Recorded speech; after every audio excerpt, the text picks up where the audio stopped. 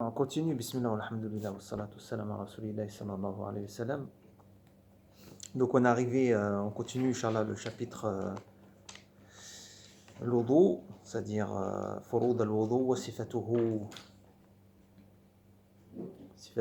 sunan al-wudu, ou bien furud al-wudu, les obligations de l'wudu, et sifatuhu, la manière de l'accomplir.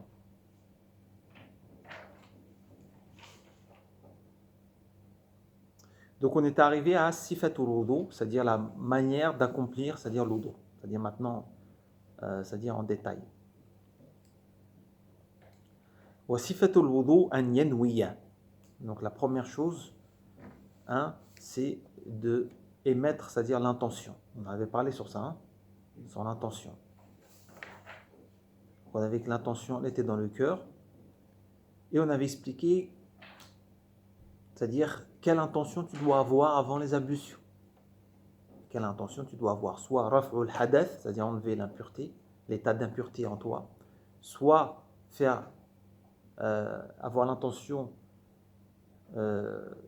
d'accomplir, de faire l'wudu pour un acte qui est obligatoire, comme la prière, ou bien même pour un acte aussi qui, c'est-à-dire surrogatoire. Donc ça, c'est les trois intentions que tu peux avoir pendant l'wudu. Donc il dit « yanwiya thumma yusammi ». Donc yanwi, c'est-à-dire on met l'intention, ensuite yusammi, c'est-à-dire il dit « bismillah ». Ça, c'est la manière. Thumma wa yaghsil kaffayhi thalathan. Ensuite, il lave ses mains,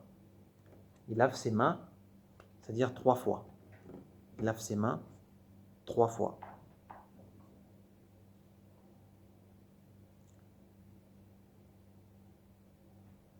Thumma yatamadmadu wa yastanshiqu. Ensuite, il lave sa bouche et son nez. Alors, la manière de laver la bouche et le nez, on a 3 manières possibles pour laver la bouche et le nez.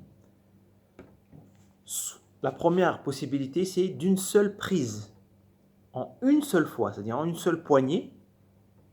Tu prends une poignée et tu fais en même temps la bouche et le nez. 3 fois, la bouche et le nez. La bouche et le nez. 3 fois en une seule poignée. C'est-à-dire, c'est pas tu prends 3 poignées. C'est-à-dire une poignée, comme ça. C'est-à-dire, tu fais en une poignée, tu fais 3 fois. La bouche et le nez en même temps. C'est-à-dire, c'est technique ça, c'est pas facile. Ça a été rapporté aussi dans des hadiths. La deuxième, qui est la meilleure, c'est en 3 prises. De faire en même temps la bouche et le nez. Là, c'est en 3 prises. C'est-à-dire 3 fois, c'est-à-dire tu prends une et tu fais la bouche et le nez en même temps.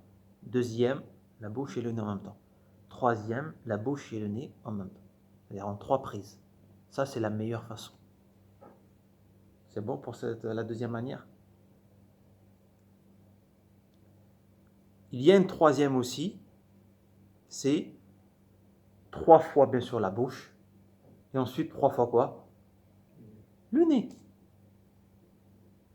Laver la bouche 3 fois, ensuite 3 fois le nez. Donc toutes ces manières ont été rapportées dans des hadiths. D'accord?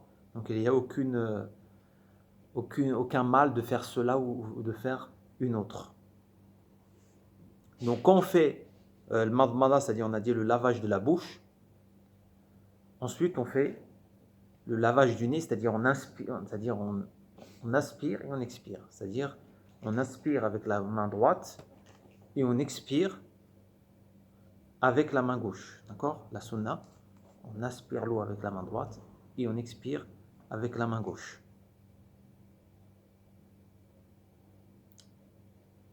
D'accord? Thumma yaghsil wajhahu. Ensuite, il lave son visage.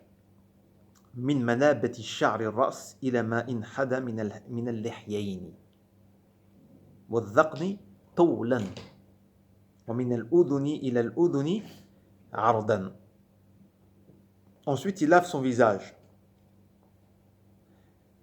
Mais c'est quoi le visage? C'est quoi le visage? Le visage, Il va de où à où? Donc il dit min manabiti sha'ri ras, c'est-à-dire du début où commencent à pousser les cheveux. C'est-à-dire en longueur du début où commencent à pousser les cheveux jusqu'à au niveau du menton. On s'appelle l'ihyayn ici, il y a deux os ici. Il y a deux os qu'on appelle ici l'ihyayn. L'ihyayn, c'est au niveau du menton. Donc en longueur le visage, en longueur plutôt, le visage il va du début où poussent les cheveux pour quelqu'un qui est normal bien sûr. On ne parle pas de quelqu'un qui serait chauve ou non, quelqu'un qui est normal, d'où poussent les cheveux habituellement, normalement, jusqu'à au niveau du menton. C'est-à-dire ça c'est tawlan, c'est-à-dire en longueur. Et en largeur, min al-uduni ila al-uduni. En largeur, c'est-à-dire de l'oreille jusqu'à l'oreille. De l'oreille jusqu'à l'oreille. Donc tout ça est considéré, c'est-à-dire le visage, est considéré visage et doit être absolument lavé. D'accord?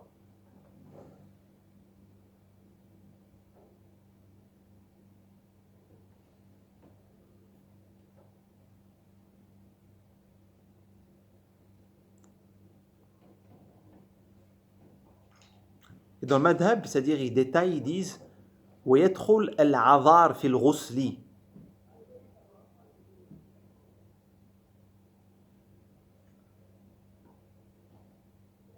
العذار في الغسل ودخل العارض. C'est-à-dire ils disent quoi? C'est-à-dire que l'espace ici là, il y a un espace entre les pattes et l'oreille. L'espace ici fait partie du visage et doit être aussi lavé. L'espace entre les pattes et les oreilles font partie du visage et doit être lavé. D'accord? Ça c'est important. Pour le madhab, ça fait partie du visage.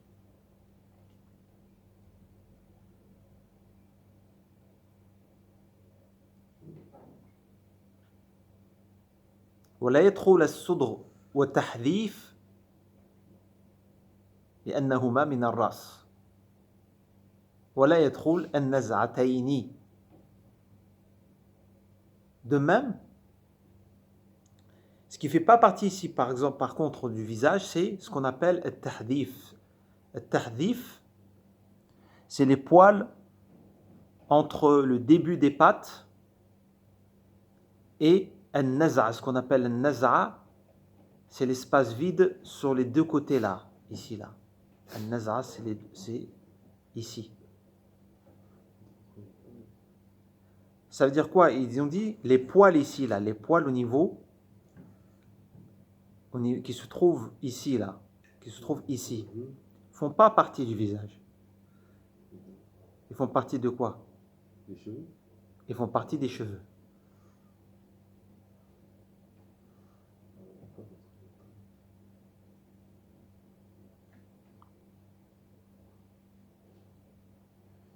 De même les tempes. Les tempes, ici là, est-ce que ça fait partie du visage? Ça ne fait pas partie du visage. Les tempes ne font pas partie du visage. Si on les mouille en faisant la même chose. Il n'y a pas de problème. C'est-à-dire que si tu le laves, il n'y a pas de mal. Mais celui qui ne le fait pas, par exemple, c'est-à-dire le lavage de son visage est authentique, c'est-à-dire est valide. D'accord? Il est mieux, bien sûr, toujours d'étendre dans le lavage, de toute façon. Dans tous les cas, il est toujours mieux d'étendre dans le lavage. D'accord?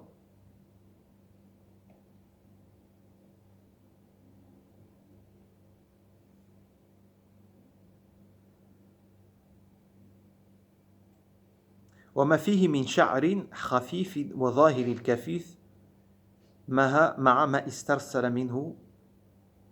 Et aussi, dans le lavage du visage, il dit, il fait en sorte de laver quoi? Les poils qui sont khafif, comme quoi les poils qui sont au niveau de, par exemple, la moustache. Donc il fait en sorte de laver les poils qui sont au niveau de la moustache. Wal anfaqa. L'anfaqa, c'est les poils qui sont ici. Voilà. Donc il n'oublie pas de laver aussi cela. Et les pattes aussi, il lave les pattes. Il lave les pattes. Donc tout ça, ça fait rentrer. Et aussi, wa dhahirul kathif, c'est-à-dire, et sa barbe, si, bien sûr, il a une barbe, donc il passe, il lave, c'est-à-dire sa barbe aussi. Il passe l'eau au niveau de la barbe. Et tout ça, ce sont des obligations? Ça fait, ouais, ça rentre dans le visage. Tout ça, ça rentre dans le visage, dans le lavage du visage. Donc il a dit wa dhahirul kathif, il a dit non seulement, il a dit la barbe, mais aussi ma istar salamino, c'est-à-dire aussi ce qui pend de la barbe. C'est-à-dire quelqu'un, par exemple, sa barbe est longue, donc il va faire en sorte de laver toute la barbe, même celle qui pend, de passer la main sur toute la barbe. Et on avait dit aussi, ça c'est dans Sunan al-Wudu, on avait dit que rentrer à l'intérieur, les doigts, c'était quoi? C'était sunna, ça. Ça, c'était sunna.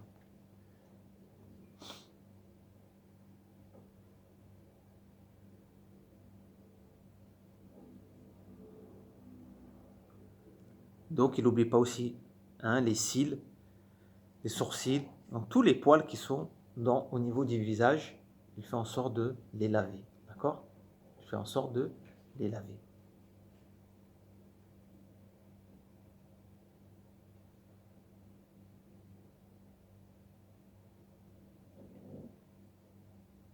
ثم يديه مع المرفقين. Ensuite, bien sûr, il lave ses mains jusqu'à quoi?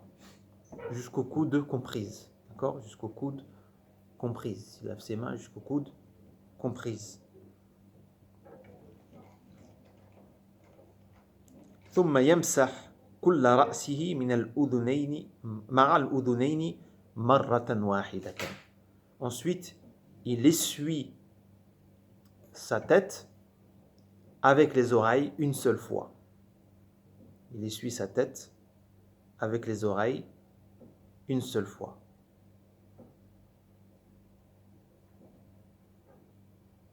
D'accord?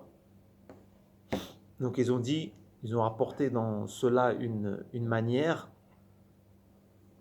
de le faire, c'est-à-dire ils disent de coller les deux index et mettre les deux pouces sur les tempes. Et de mettre les deux pouces sur les tempes et coller les deux index et de passer au-dessus de la tête jusqu'à la nuque et ensuite de revenir au début. Non, ça c'est une manière, c'est pas une obligation, mais si tu l'as fait de cette manière-là, c'est mieux. D'accord?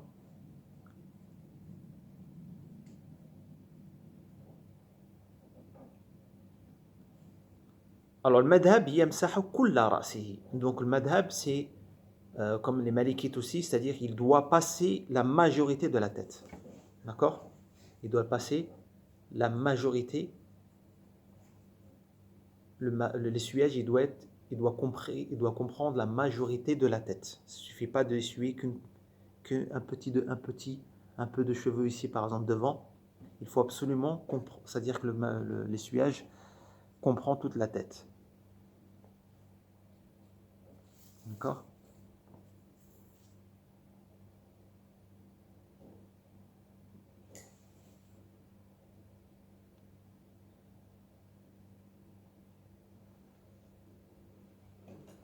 S'il ne fait pas revenir quand il fait l'essuyage, c'est-à-dire il essuie, il fait l'aller, mais il ne fait pas le retour, il n'y a pas de mal en cela.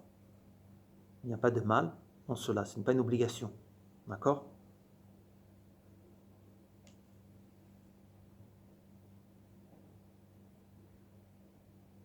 Surtout, ils disent celui qui, par exemple, qui aurait des cheveux longs, qui n'a pas cette facilité de le faire, ils disent il n'y a pas de mal en cela qu'il ne fait pas le retour, parce qu'il a des cheveux longs. Hein? Par exemple, celui-là, il a fait une coupe au gel, il veut pas, hein? Une belle coupe, il veut pas Hein? Il veut laisser ses cheveux comme ça. Donc le retour, ce n'est pas une obligation. Donc, c'est-à-dire s'il fait juste l'aller, cela lui suffit. D'accord? D'accord? Kama man la sha'ra lahu. Bien sûr, celui aussi qui n'a pas de cheveux, lui aussi, ça lui suffit de faire juste l'aller. Pas besoin de faire le retour. D'accord?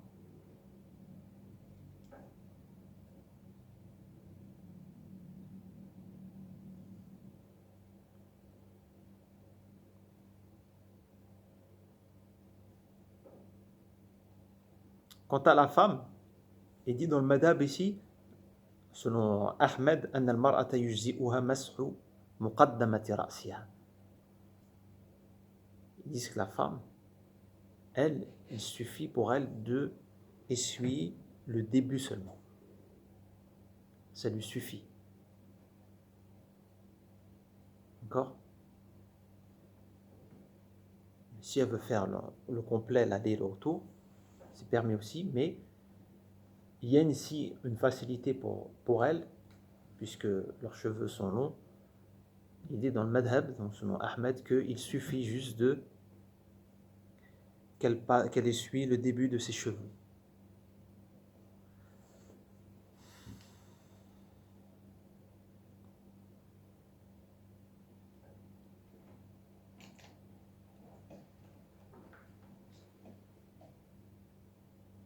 Alors on avait dit que, c'est-à-dire que les oreilles, est-ce qu'ils font partie de la tête ou non?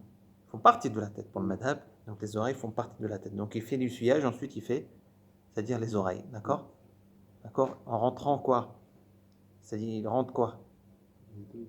Ils disent il rentre ses index, ses 2 pouces, ses 2 index à l'intérieur de ses oreilles et il essuie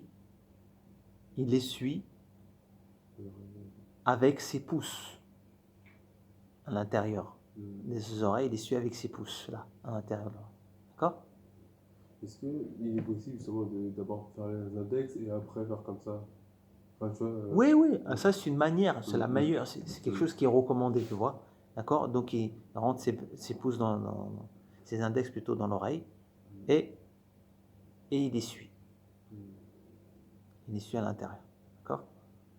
Mais après, s'il fait d'une autre manière, il n'y a aucun mal, tu vois.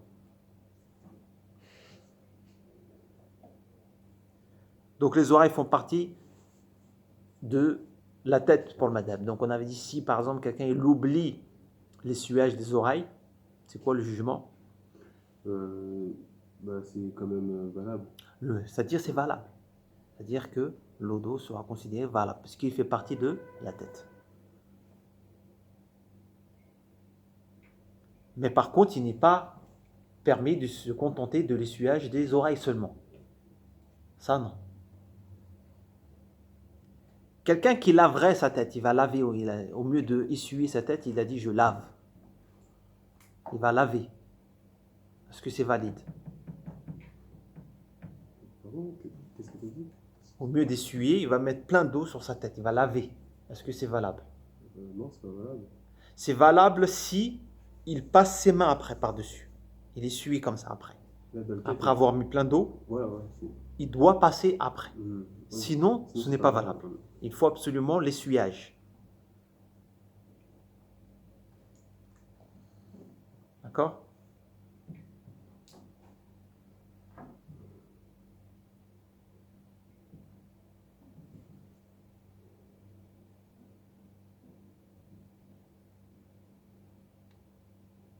De même que, par exemple, si juste il pose ses mains mouillées sur sa tête, comme ça, c'est valide ou non? C'est pas valide parce qu'il faut absolument essuyer. Yamsah, c'est-à-dire essuyage, il faut passer la main sur la tête, d'accord?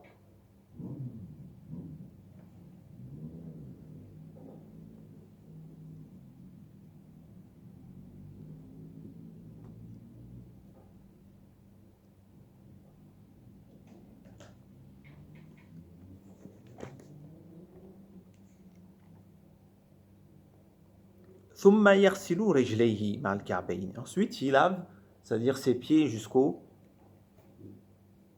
c'est-à-dire jusqu'aux chevilles comprises. D'accord? Il lave les pieds jusqu'aux chevilles comprises.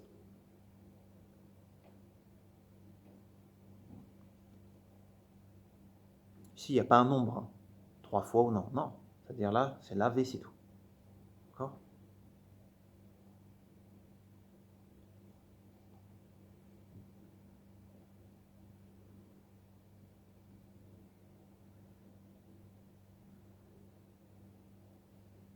ثم يغسل رجليه مع الكعبين ويغسل الأقطع بقية المفروض. ويغسل الأقطع بقية المفروض. Alors ça, ils disent quelqu'un qui, par exemple qui aurait un membre coupé. Par exemple, si son bras est coupé, tu vois, comment il se fait c'est-à-dire pour le lavage des mains ou des pieds? Alors si le membre il est coupé en dessous, c'est-à-dire par exemple du coude en dessous, donc il reste une partie du bras. Là, ils disent, il doit laver c'est-à-dire ce qui reste, tout simplement. Il passe l'eau sur ce qui reste du membre, que ce soit les pieds ou bien, c'est-à-dire par exemple les mains. D'accord? Yarsil baqiyat al-mafroud. Mais s'il est coupé, le membre au niveau de l'articulation, c'est-à-dire au niveau du coude ici, qu'est-ce qu'il fait? Il lave le haut, c'est tout, juste la tête qui reste, le haut, le dessus. C'est-à-dire yarsilu ra'sa al-adud minhu seulement, d'accord?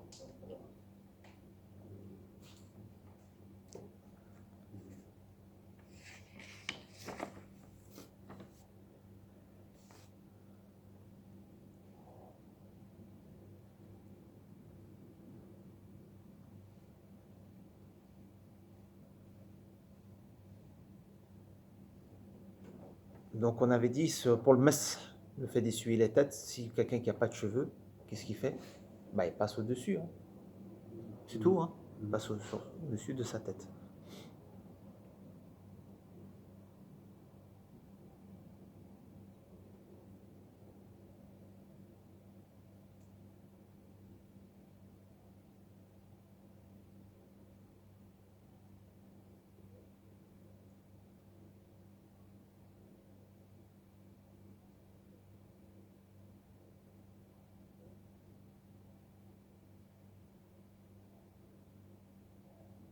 Ensuite, il dit ثم يرفع نظره إلى السماء ويقول ما ورد. Ensuite, il dit, il lève sa tête vers le ciel et il dit ce qui a été rapporté comme invocation. C'est quoi l'invocation qui a été rapportée? L'attestation, ashhadu an la ilaha illallah, wahdahu la sharika lah, ashhadu anna Muhammadan abduhu wa rasuluh. وتباح معونته وتنشيف أعضائه. تباح, c'est-à-dire il est permis de l'aider dans les ablutions, d'aider quelqu'un dans les ablutions. Quelqu'un qui ne pourrait pas faire les ablutions, toi tu peux l'aider en versant par exemple de l'eau pour lui. Tu peux l'aider.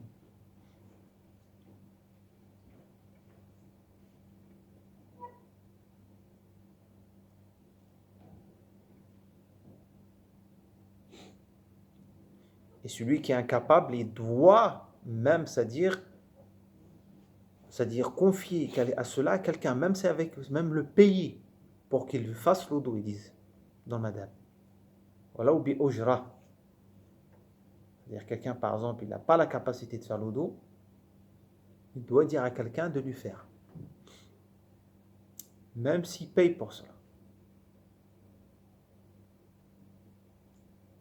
D'accord? Quelqu'un qui est dans l'incapacité, ça peut arriver, hein? Mais s'il n'y a personne pour lui, s'il trouve personne pour faire l'odo, comment il fait? Pour lui faire l'odo. Il trouve personne ou personne n'accepte. Même tayammum. C'est-à-dire, il ne peut pas le faire. Quelqu'un qui n'a pas de membre. Il peut prier comme, il Bah prie ouais, comme ça. ni on peut le laver, ni il trouve une personne pour le lave, ou qui lui fasse le taïmou. Donc comment il fait? Il prie comme ça. Salla ala halihi.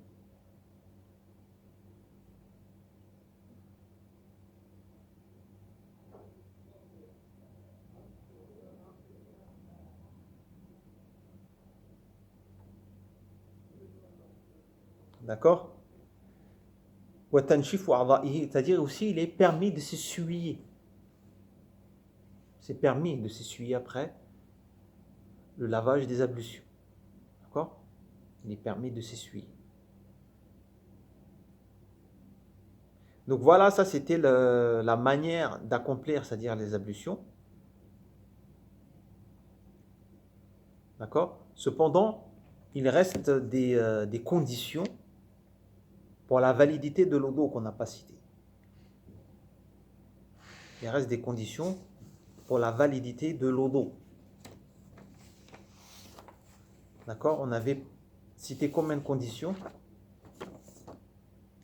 On avait cité seulement une seule condition. C'était quoi? Al-niya. C'est-à-dire l'intention. D'accord?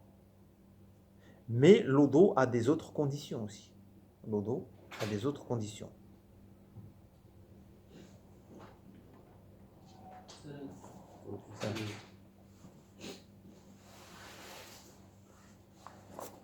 Alors, c'est quoi ces conditions-là? Shurut, comme on avait dit, les conditions, shurut. Quand on parle de shurut, ce ne sont pas les furud. Furud, c'est-à-dire fard, les obligations. Shurut, c'est les conditions. La première condition, il dit izalatu ma fil farjayn min adha bil ma. La première condition, c'est se purifier des impuretés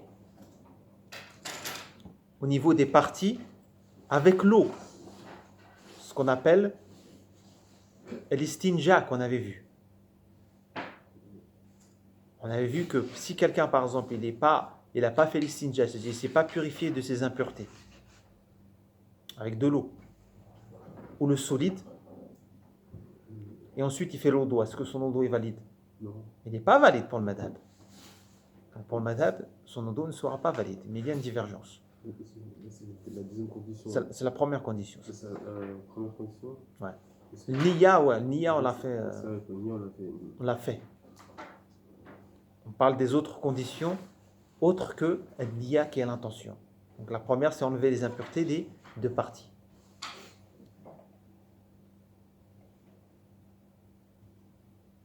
Izalatu ma'ala, ou bien plutôt il dit dukhul al-waqt ala man hadathuhu da'im kal mustahada.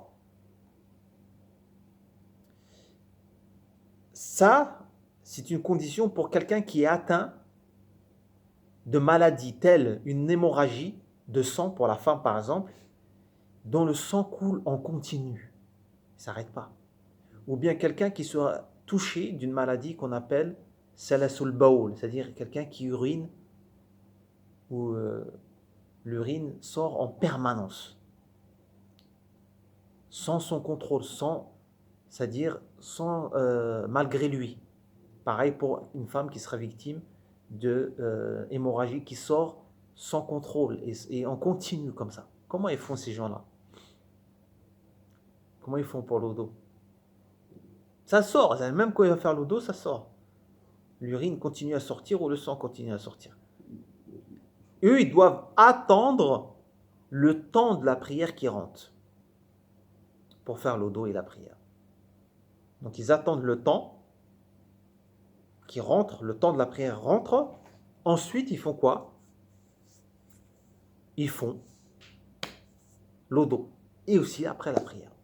Tu me dis, mais même ça continue à sortir. Il ne fait pas attention à ça. Il prie quand même. Ça, c'est des cas extrêmes. Les gens, ils sont malades. Tu comprends? Donc, eux, ils attendent le temps de la prière qui rentre. Ensuite, ils font l'odo et ils font la prière directement. Et même si le sang il continue à sortir de la femme ou bien l'urine il continue à sortir pour la personne.